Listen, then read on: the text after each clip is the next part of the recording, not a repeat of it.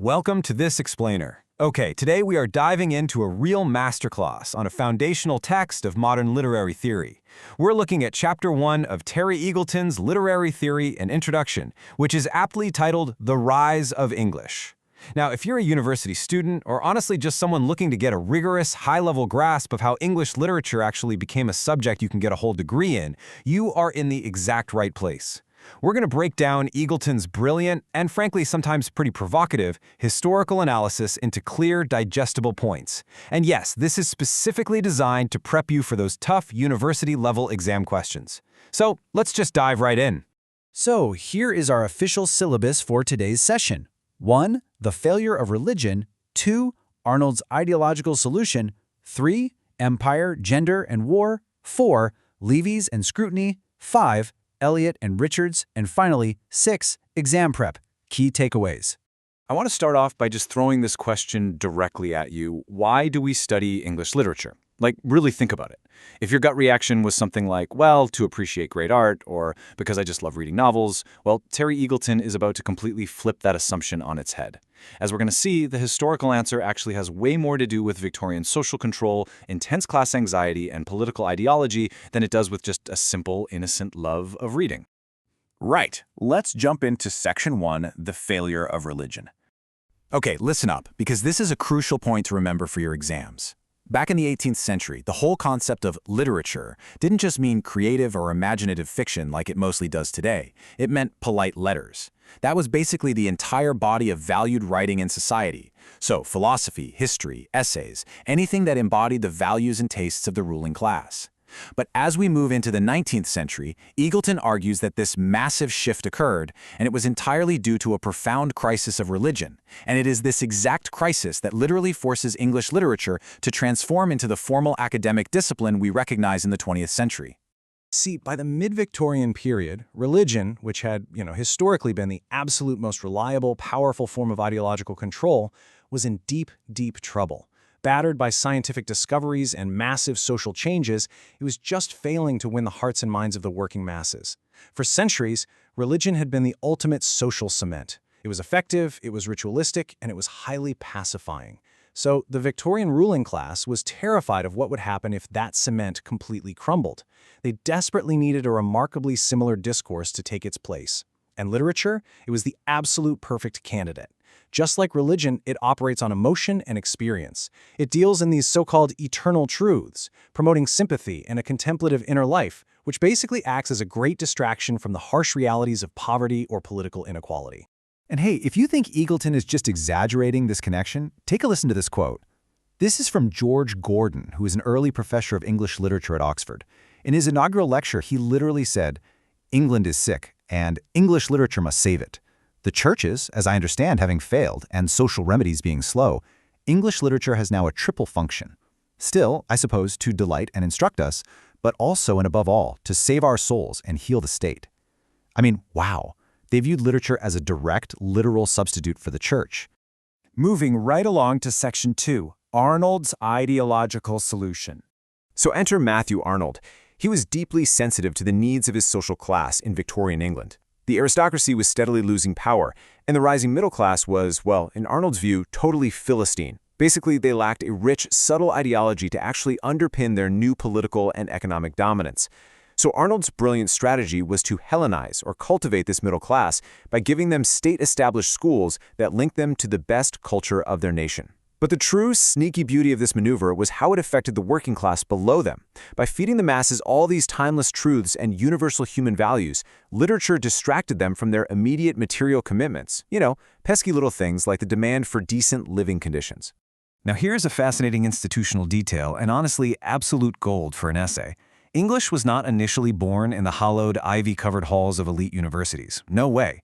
Because it was seen as this vehicle for transmitting moral values, instilling national pride, and fostering solidarity between the classes, it was first institutionalized in mechanics institutes, working men's colleges, and extension lecturing circuits.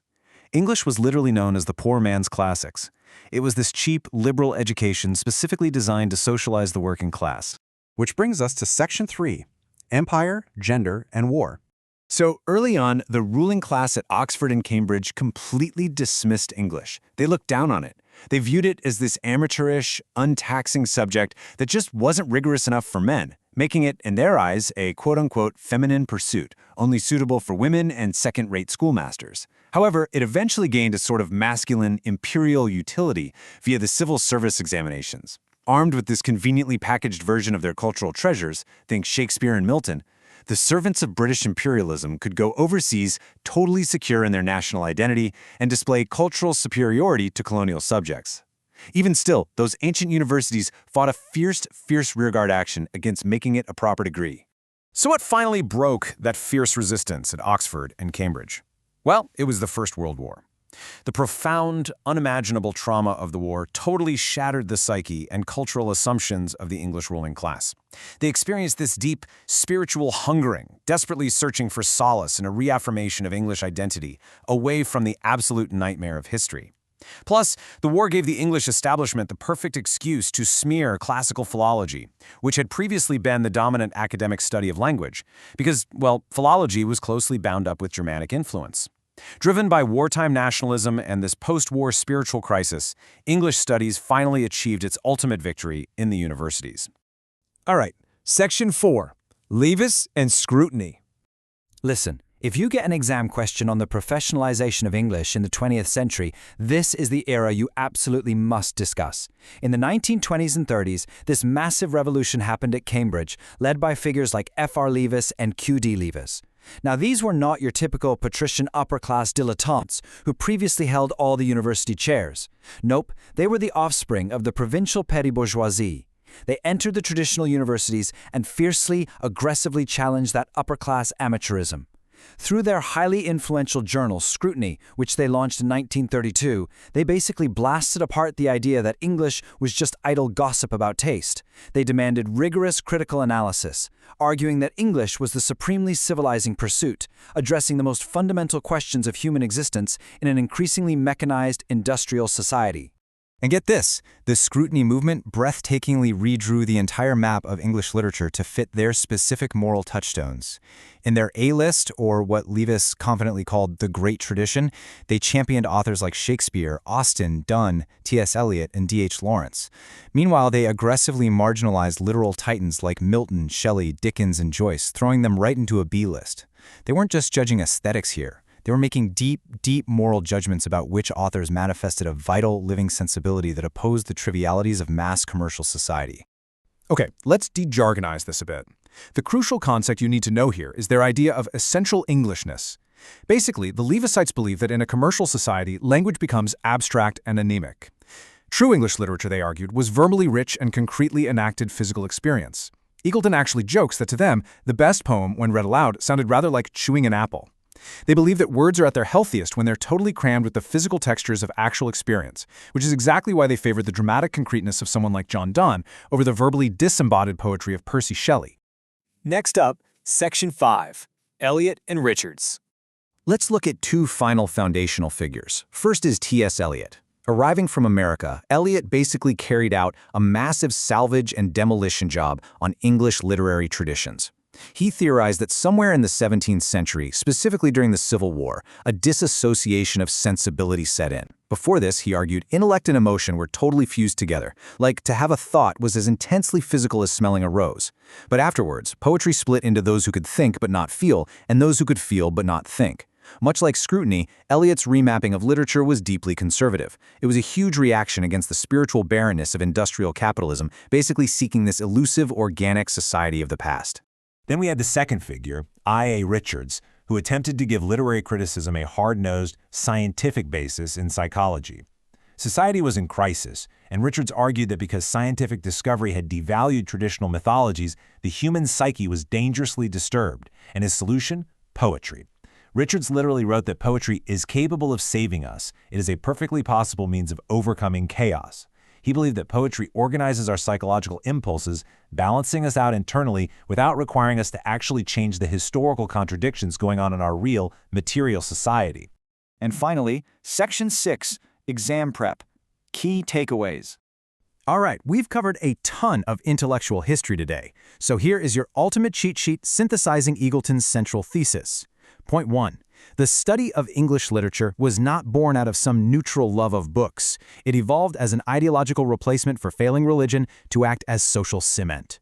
Point 2. Matthew Arnold utilized it to pacify the working class and Hellenize the middle class, effectively distracting them from material inequalities.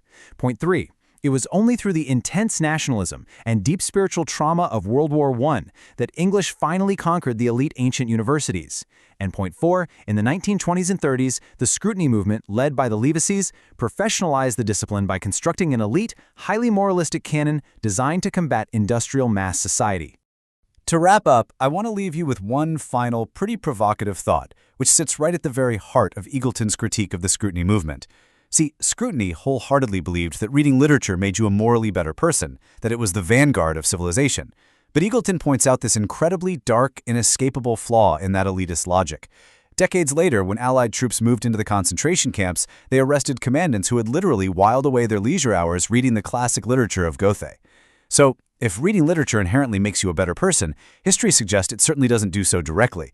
It's a really challenging thought, but it's exactly the kind of critical inquiry this masterclass is designed to spark. Thank you so much for joining this explainer, and seriously, best of luck on your exams.